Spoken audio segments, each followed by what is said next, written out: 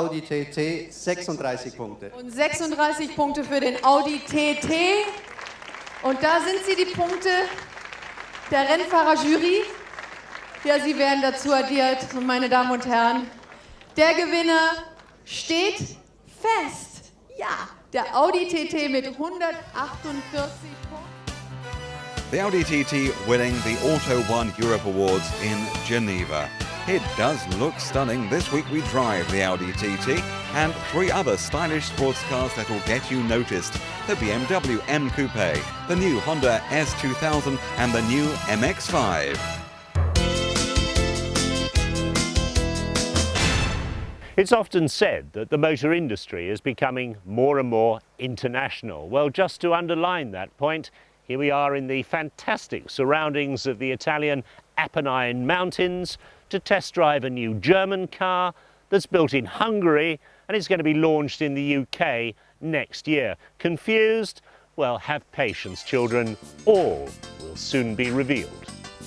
Because this is the Audi TT Coupe, first shown at the 1995 Frankfurt show as a design exercise and then in Tokyo in 1996. Such was the reception of the car by press and public that Audi decided to put it into production. Of course, the name of the Audi TT game is aerodynamics. This is one of the most aggressively, sleekly styled cars ever to come out of the Audi factory. But despite the dramatic shape, the underpinnings are relatively mundane because this shares engine, transmission and floor pan with the Audi A3, the new Volkswagen Golf and the upcoming Volkswagen Beetle. And that's why the Audi engineers could get it into production in just 2 years. Oh, and built in Hungary, well, the bodies are assembled and painted at the Audi plant at Ingolstadt. They're put on a train and sent to Hungary where the engine plant is. The engine's put in, the car's assembled, it's put back on the train and sent back to Ingolstadt again. You understand it? Somebody does.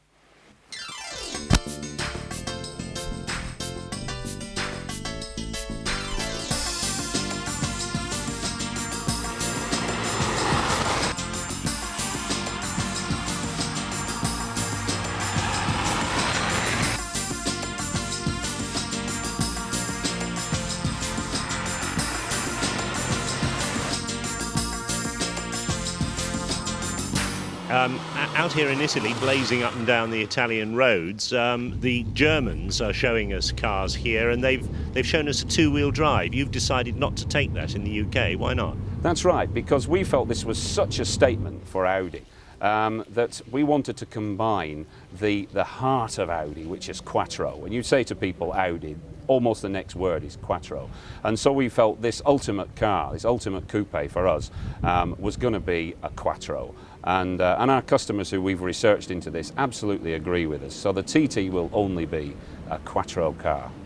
Audi customers are old buffers. I mean, they're all in their 50s and 60s. They won't go for something like this, surely. Oh, that's a very old view, Chris, of the customer makeup. Our customer profile has changed quite dramatically over the last few years. We've seen our sales go from 19,000 a year up to what will be 40,000 this year. So we're attracting a much, much younger view of that profile, that customer, and our new customer profile. Will be very, very attracted to this. And I actually think some of what you disparagingly called old buffers, Chris, will also be very interested in it. Well, we're the ones with the money, you see, that's what it is. Inside, the car is as obviously styled as the exterior. This dimpled aluminium trim theme is repeated everywhere. Door handles, steering wheel, air outlets, gear stick surround, even the pedals are mock-ups of racing car competition design. The leading edge of the screen gives a very low-browed feel to the car, and at some city centre traffic lights I know, you're going to have to be leaning forward and peering up to see the red. However, the test for a car that simply shouts its sporting aspirations so loudly is, does it go? In the case of the TT, well, need you ask. This car has the 180 brake horsepower turbo 1.8 5-cylinder engine. Well proven but refined and developed for this installation. Four-wheel drive quattro transmission, of course, as you'd expect for an Audi. The maximum of 140 miles an hour and 0 to 60 around 7.5 seconds.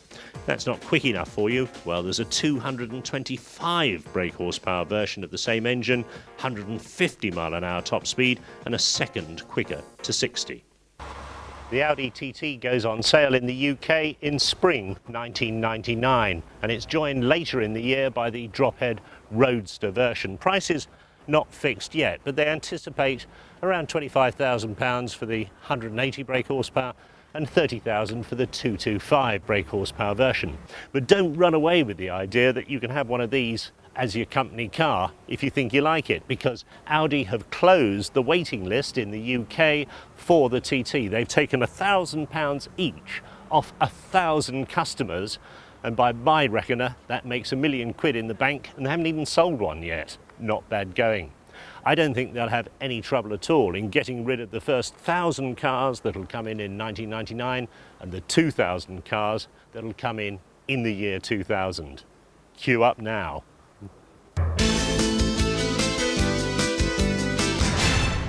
B, M and W. 3 letters that sum up the quality and performance you get from the pride of Bavaria. But of course, if it's real driving excitement you're after, then you'll be looking for an extra letter on the back of your BMW.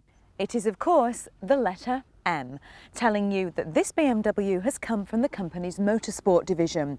Now, it no longer just looks after their racing interests, but in recent years has found a new hobby, tweaking and tuning your average BM and turning them into supercars.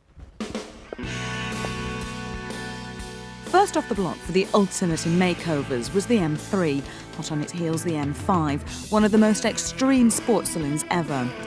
The third generation M5 out next summer promises absolutely blistering performance, with its 5-litre V8 developing an incredible 400 brake horsepower and catapulting the 5 from 0 to 60 in 5.1 seconds. But as I said, that's next summer. Let's get back to the here and the now, because these are the keys to a rather special BMW that carries the letter M.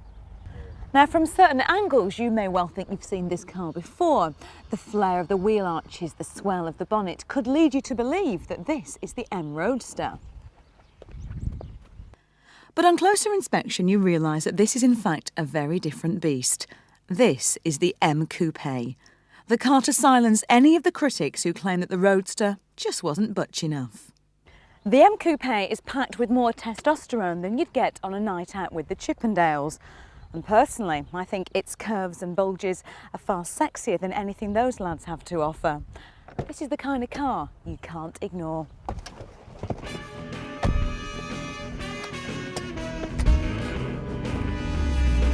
Now, you may not be able to ignore it, but that doesn't necessarily mean that you'll like it. But what you will do is have an opinion about it. It looks to me as though it's just escaped from a cartoon.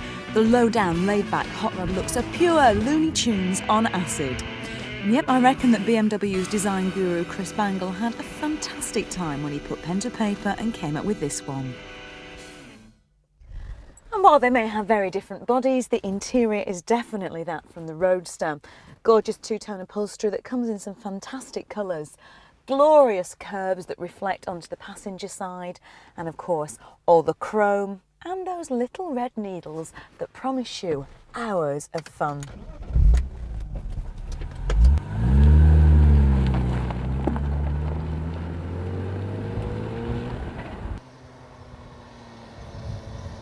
Now, in the coupe there is of course plenty more room in the back for all your bags than you'd find in the Roadster, but rather unsurprisingly the space inside the cabin is exactly the same.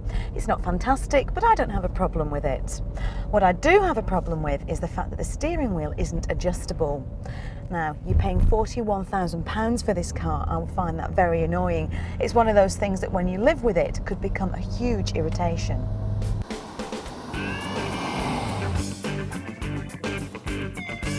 But I still think it's gorgeous, and we haven't even got round to talking about the little letter M yet. And this is what you're paying the best part of 41 grand for. The tinkering and tweaking from the boys in the motorsport division have transformed this car into a chariot of the gods.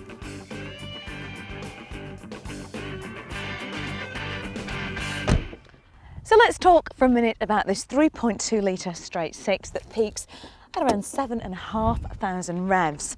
Now there's 321 brake horsepower packed in here that will get you from 0 to 60 in 4.9 seconds without even having to change up into third.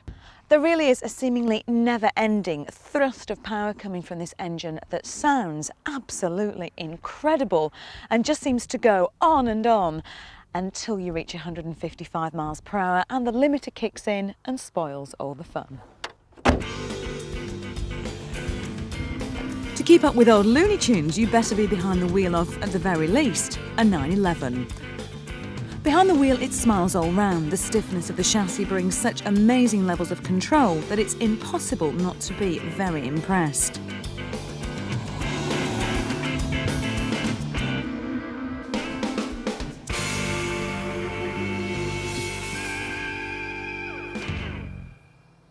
Now, if you're a real driving fanatic, you might long for BMW's wonderful sequential manual gearbox in here to play around with, but I'm sorry to have to tell you that it just won't fit. You're going to have to make do instead with an excellent 5-speed manual, which is, I promise you, it's still loads of fun. Now, I suppose the question about the M Coupe is, does the price tag justify the driving experience? I reckon yes, it does. It really is a fantastic car. And for me, the icing on the cake is its unusual looks. It does draw gasps, stares, waves everywhere that it goes. I just love it.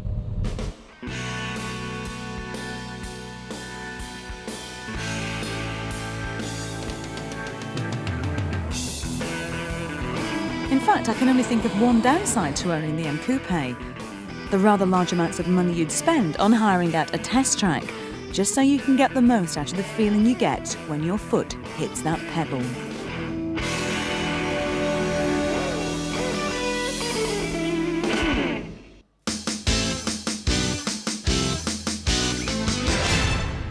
Try, if you will, to categorise Honda as a car manufacturer. What do they specialise in making?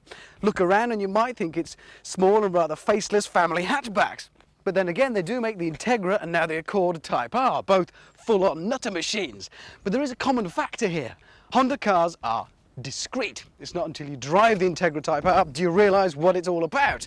Look at it and it's just an ordinary hatch with a spoiler stuck on the back. And then there's the NSX, a car that takes being understated to the point of being, well, not very funny at all, really. Who wants to have a supercar that can outgun a Ferrari but looks like a Honda? And now it looks as though Honda's new baby is about to do to the two-seater roadster market what the NSX did to the supercar market. Nothing. The Honda S2000 isn't about to set anyone's knees a-trembling on looks alone. An MX5 is cuter, a Porsche Boxster more beautiful, and a BMW Z3 more sort of snarly. But it does have something. The metal looks like fabric stretched tautly over shapes, defined by this big boxy grille at the front, these slanty headlights and these big bulgy wheel arches. It's distinctive, but understated. Honda, it seems, have taken the concept of the small two-seater roadster and they've got all sensible about it. They've tried to make it work as a car.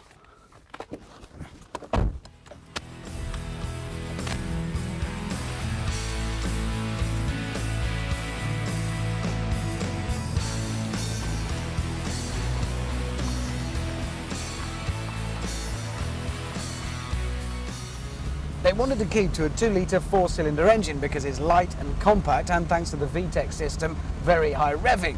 Also, being so compact, that means Honda could mount it a long way back under that long bonnet at the front, and that gives it the 50-50 weight distribution that fans of mid-engine supercars will tell you is what driving pleasure is all about.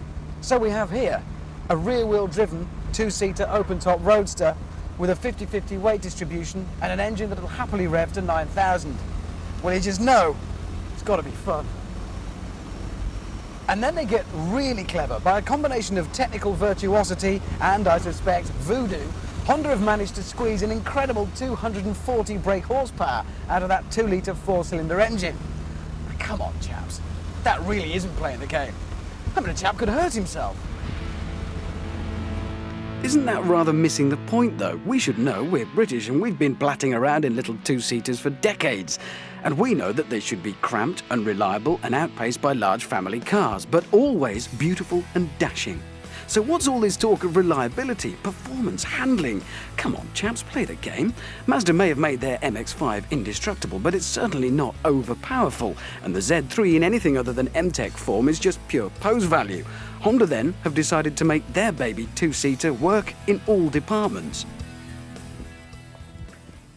And then there's the price. Well, like anything else, the two-seater Roadster has gone up in price over the years. From being just a thing for a young gadabout to be seen spinning around town, it's become a plaything for the fat 50-something corporate gladiators to escape in at the weekend. At a shade under 28 grand, the S2000 is about 6,000 cheaper than your Porsche Boxster, but it outperforms it.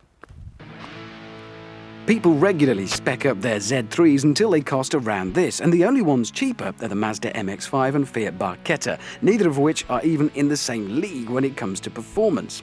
Perhaps the only disappointment for the S2000 is the interior, which once you get past the racy red leather sports seats and the extra deep transmission tunnel, which does give the car extra stiffness, it's all a bit bland really. Some of the switchgear, though very sturdy, is a little on the flaky side, and I'm still not a big fan of the digital dash. And that exterior, I've come to like it. It's taut, purposeful and stylish, and I'm sorry for saying that it wasn't. It may take a while to realise it, but I think it looks fantastic. But it is very comfortable in here.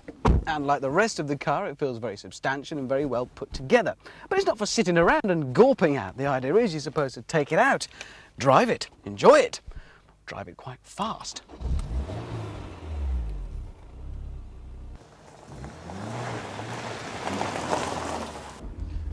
Now, hold on a minute. I've found a fault. Everything is not rosy after all, and it's this. You've pulled up to some beauty spot with a lady in your life, look out at the view, and the moment arrives and you lean across, darling, I wonder if I might steal a kiss. And is it me or is it raining? Oh, it's the headlamp washer, the buttons, and you... It's not cool. It's not cool at all. Quite embarrassing.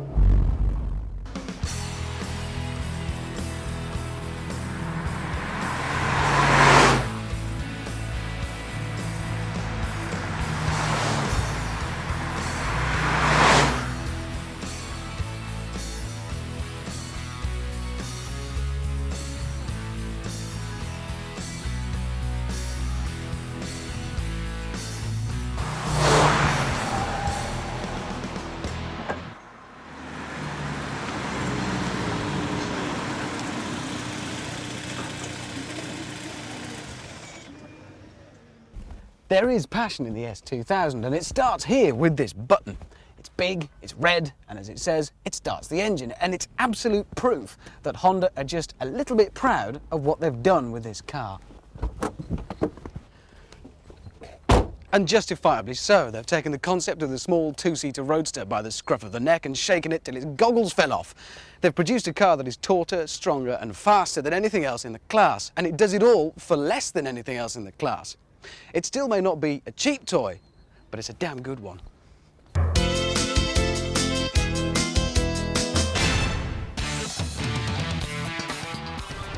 When you think of the Japanese, you don't think of a particularly emotional race. So it's strange then that we actually have the Japanese to thank for one of the most evocative types of car there is. I'm talking, of course, about the Roadster. Fiat's Barchetta, the MGF, the glorious Z3, and the list goes on. All of them are much loved vehicles, but it was the MX5 that started the whole thing off. Some very brave Japanese executives took a big gamble with the MX5, and it paid off. The fact that it's taken Mazda 9 years to replace it shows just how successful it's been. I'm sure you'll agree with me when I say that I really don't envy the designers and the engineers faced with the task of updating one of these success stories of the 90s. But they've managed to do it, and here it is.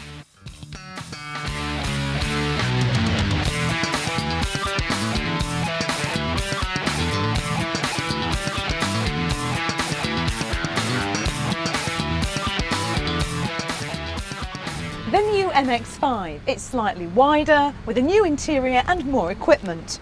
Not very different at first glance, you might think, to the old version. But take a closer look, because the much-loved pop-up headlights have gone.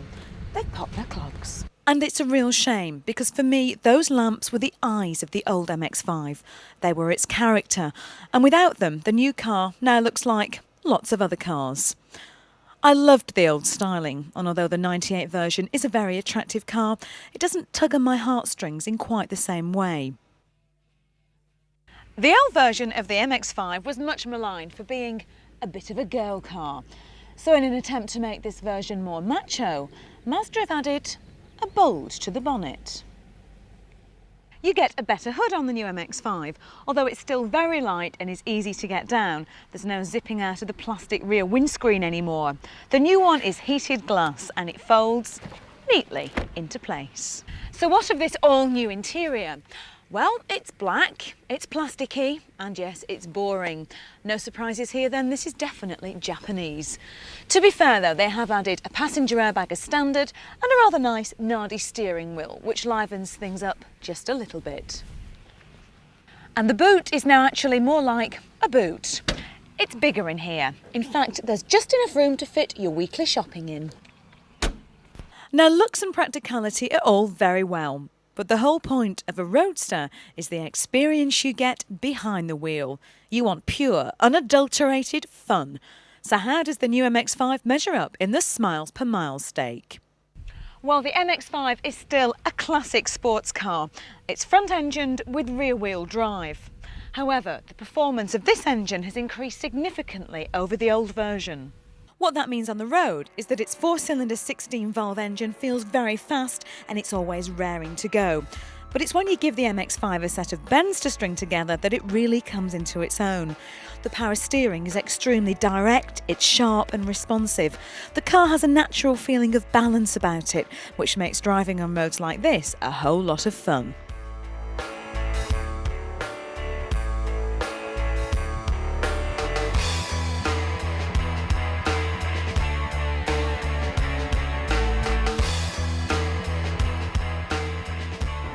And the improved suspension means that it keeps the ride comfortable and smooth over any lumps or bumps you might find. And let's not forget, of course, the lovely short gear shift that lets you work through the gears with just a flick of the wrist. If the MX-5 were a potential date, then you would have to say that it has a great personality. It isn't exactly stunning to look at, but you know that you're going to have heaps of fun with it. And if it's a long-term commitment that you're looking to make, would you rather have a car that makes you smile when you see it parked on your driveway, or one that makes you grin when you get it out on the open road? I love roadsters.